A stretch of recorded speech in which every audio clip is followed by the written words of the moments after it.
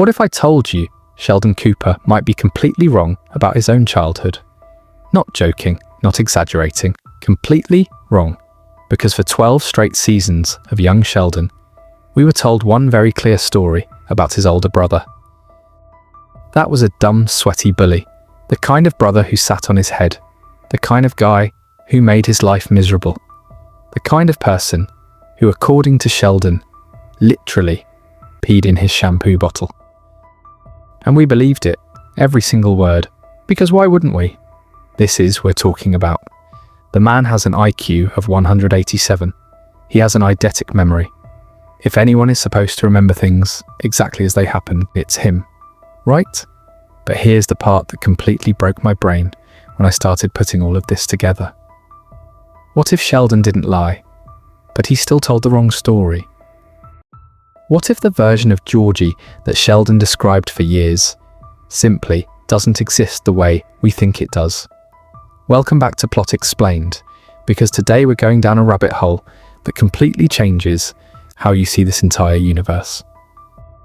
And I'm not exaggerating when I say this might be the most misunderstood character arc in the entire Big Bang Theory franchise. We're talking about Georgie Cooper, the dumb brother, the dropout, the problem child.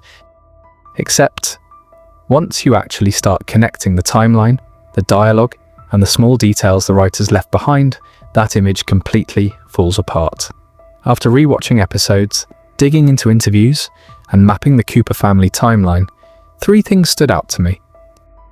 And all 3 of them change everything. We're talking about Sheldon's memory not being as reliable as we think. We're talking about a 19-year-old basically holding an entire broken family together by himself. And we're talking about one single line of dialogue from a 2019 finale that secretly shaped an entire storyline years later. So let's start there, because this is where everything clicks. In the final episode of Sheldon wins the Nobel Prize. It's the biggest moment in the entire series. He gives his speech, he reads messages from his family, and then almost casually, he mentions something that most people didn't think twice about. He says he got a message from his brother's ex-wife. And then, his other ex-wife. Quick joke, audience laughs, classic Georgie is a mess moment. And the show moves on. But here's the problem. That line aired in 2019. And then in 2024 premieres. And suddenly, that throwaway joke isn't a throwaway anymore. Because now we're watching Georgie fall in love. We're watching him build a life with Mandy.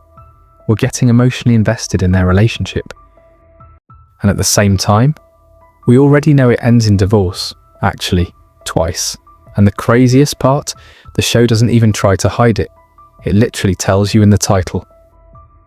First marriage. That word is not subtle. That's the writers openly saying, yeah, this doesn't last. So now the question becomes, why would you build an emotional love story around a couple if the audience already knows it falls apart? That sounds like bad storytelling, unless that's exactly the point. There's a theory, one even hinted at by, that changes everything. What if Mandy is both ex-wives Sheldon mentioned, meaning they get divorced, then get back together, then get married again, and then divorced again? Suddenly everything lines up. The Nobel speech works, the show's title works. And the relationship still matters, but even if that's where the story is heading, there's something much heavier going on underneath all of this. Because right now, Georgie is 19 years old, and his life already looks like this. He has a wife, a newborn daughter, a grieving mother, a rebellious teenage sister, and a tire shop that he bought using his family's house as collateral. Read that again. He risked the house, the only real asset they had, and he did it because he didn't see another option. And this is where the tone of the story changes, because if you remove the humor, this isn't a light, funny storyline anymore. This is pressure, real heavy adult-level pressure, on a teenager. Georgie isn't being valued for who he is, he's being valued for what he can provide.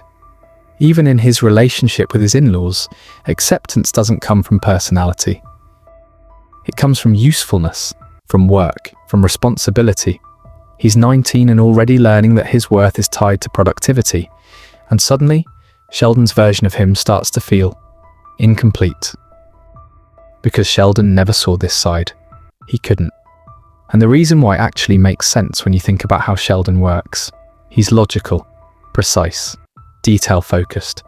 But when it comes to human emotion, motivation, sacrifice, he misses things, big things. So when Georgie protected him as a kid, Sheldon didn't register that as protection. He saw it as irritation, as bullying, as something negative, and then he stored those memories exactly like that. And here's the important part, he never updated them. So for years, Sheldon has been telling a story that feels true to him, but isn't actually the full truth. And once you realize that, everything starts to shift, especially when you look at what happened after their father died. George Cooper Sr. died when Sheldon was 14, and that moment changed everything.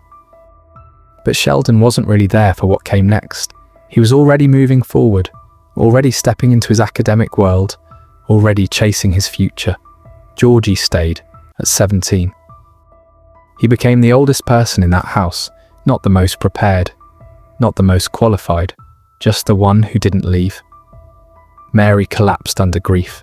Missy started spiraling. And the entire family structure broke, and Georgie stepped in, not because he had to, but because he chose to. And years later, when we finally see him confront Sheldon in Heidi, everything comes out. He tells Sheldon he was protecting him, that he always protected him, because he was his little brother. And in that moment, the bully narrative completely breaks, because that's not what a bully does. That's what someone does when they're trying to shield you. And the reality is, while Sheldon was building a future at Caltech, Georgie was working non-stop, no degree, no safety net. Just job after job, trying to keep his family afloat. And eventually, that kind of pressure catches up, because no one can carry that much forever. Which brings us back to Mandy. Maybe their relationship doesn't fall apart because the love wasn't real. Maybe it falls apart because Georgie had nothing left to give. He couldn't walk away from his family. He couldn't walk away from responsibility. But a marriage, that's the one thing that could break under that weight. And maybe it did. And that's the part that hits the hardest, because Georgie Cooper was never just the dumb brother. He was the one holding everything together while no one was looking. While the world celebrated the genius, he was the one doing the work that made that success possible. And once you see that, you can't look at this story the same way again. So when you really step back and start looking at the full picture, something interesting happens. The story you thought you understood starts to feel incomplete, because for years everything we knew about Georgie came from one source, Sheldon. And that's important, not because Sheldon is unreliable in a dishonest way, but because he's limited in a very specific way. He remembers everything, but he doesn't always interpret everything correctly. And that difference between remembering and understanding is where this entire situation starts to shift. When Sheldon talks about his childhood in the eye, he speaks with total confidence. Every detail feels precise. Every memory sounds certain. But when you compare those memories with what we actually see in Heights, there's a subtle disconnect. Not a contradiction, but a difference in perspective. For example, a moment that Sheldon might describe as Georgie being annoying often looks, from the outside, like normal sibling behavior, or even protective behavior. Sometimes Georgie steps in. Sometimes he absorbs attention. Sometimes he redirects situations in ways that Sheldon doesn't fully recognize. And because Sheldon processes the world logically, he categorizes those moments based on how they affect him directly, not based on intent. So if something feels negative to him, it becomes negative in his memory. And over time, those small interpretations stack up. They form a pattern, a narrative, and that narrative becomes the version of reality he shares with others. But when we, as viewers, get access to a wider perspective, that narrative starts to feel incomplete. Because we're not limited to Sheldon's point of view anymore. We see the context, we see the environment, we see the pressure on every member of the family. And once you include all of that, Georgie's character starts to look very different. He's not just reacting to Sheldon, he's reacting to everything around him. School, expectations, family dynamics, financial pressure, and later, responsibilities that most people don't face until much later in life. Which brings us to one of the most important turning points in the entire timeline, the death of George Cooper Sr. Because this is the moment where everything changes, not just emotionally, but structurally. Before that, the family has balance, not perfect balance, but structure, roles, stability. After that moment, everything shifts. Mary is grieving, Missy is struggling. Sheldon is already moving toward a different world, and Georgie is left in the middle of all of it. And what's interesting is, this part of the story is something Sheldon doesn't fully capture later on. Not because it didn't happen, but because he wasn't there in the same way. He was physically leaving, academically advancing, mentally focused on something completely different. So the version of events he holds on to is frozen in time.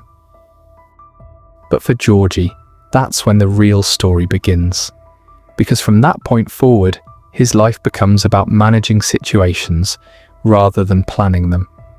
He doesn't get to choose a path in the traditional sense. He responds to what's needed. And what's needed changes constantly.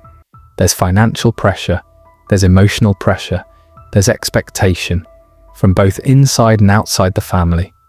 And there's very little room for error. Which is why his progression into adulthood looks very different from Sheldon's. Sheldon's path is structured.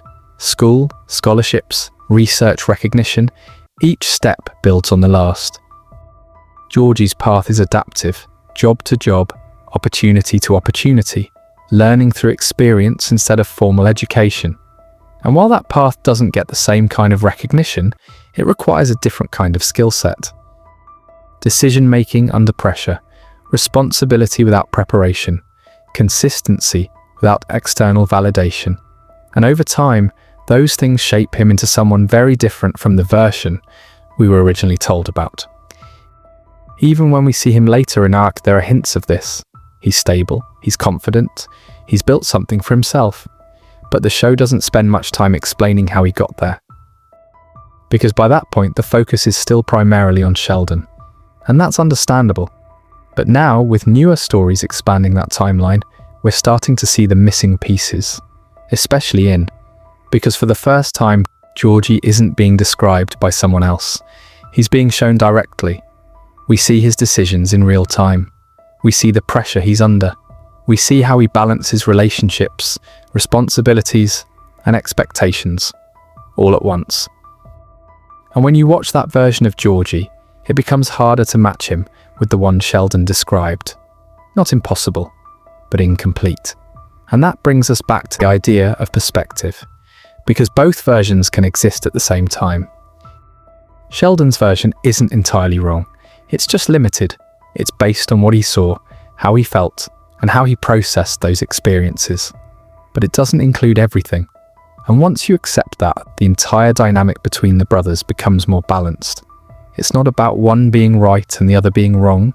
It's about understanding that they experienced the same childhood differently. And that difference shaped how they remember it. Another layer that often gets overlooked is how success is defined for each of them. For Sheldon, success is clear: academic achievement, recognition, awards, a Nobel Prize. For Georgie, success looks different. Stability, providing for his family, building something from nothing, maintaining responsibility over time. And because those two definitions don't always overlap, it's easy for one to overshadow the other. Especially in a story centered around a genius. But when you step outside that framework, Georgie's path becomes much more visible. Not louder, not more dramatic, just clearer. And that clarity is what changes how you interpret everything else. Even that final Nobel speech, because what once felt like a small mention now carries more weight. It's brief, it's simple, but it acknowledges something that was never fully explored before, that Georgie was part of that journey too. Maybe not in a way Sheldon fully understands, but in a way that still mattered. And as new stories continue to fill in those gaps, that understanding will probably keep evolving. Because we're no longer limited to one perspective, we're seeing the timeline expand, We're seeing context added. We're seeing character depth that wasn't visible before. And that's what makes this whole situation so interesting.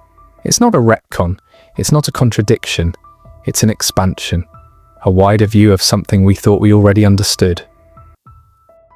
So now when you go back and listen to Sheldon's stories about Georgie, they don't necessarily sound false, but they do sound incomplete, like pieces of a bigger picture that hadn't been fully revealed yet. And maybe that's the most important takeaway here. Not that one version replaces the other, but that both versions exist, and the truth sits somewhere in between. A mix of memory, perspective, experience, and time. And the more you look at it from all angles, the more it starts to make sense. Not just as a story, but as a reflection of how people actually remember their lives differently, selectively, and sometimes without realizing what they missed. So moving forward, as more of Georgie's life gets explored on screen, one question remains. Will the story eventually align completely with what Sheldon told us? Or will it continue to add layers that reshape how we understand everything he said? Either way, one thing is clear. Georgie Cooper is not as simple as he once seemed. And the more you pay attention, the harder it becomes to reduce him to just one version of the story.